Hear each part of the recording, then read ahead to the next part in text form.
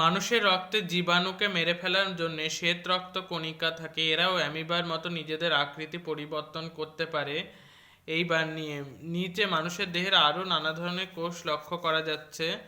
লোহিত রক্ত কণিকা গোলাকার, দুপাশ চ্যাপ্টা চাকতির মতো, এর ফলে বিভিন্ন ব্যাসের রক্তনালীর মধ্যে দিয়ে যাতায়াত আরও বেশি পরিমাণ অক্সিজেন পরিবহনের সুবিধা হয়। পেশিকোষের দুপ্রান্ত ছুচলো, মাঝখানটা চওড়া হয়, সংকোচন প্রসারণের সুবিধা হয়।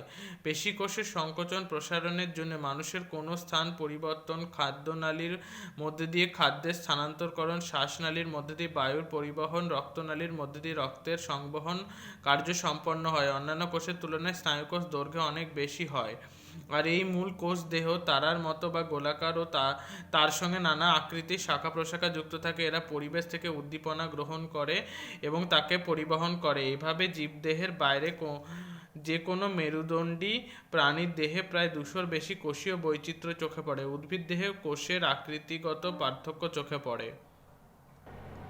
মূল বা কাণ্ডের অগ্রভাগে যে কোষগুলো থাকে তাকে ক্রমাগত বিভাজিত হয়। এ ধরনের কোষগুলি বহুভুজাকার, তা বা আবার কাণ্ডের ভেতরে মূল থেকে পাতা পর্যন্ত জলের ঊর্ধ্বমুখী সংবহন এর সঙ্গে যে কোষগুলি যুক্ত হয় তারা নলাকার হয়।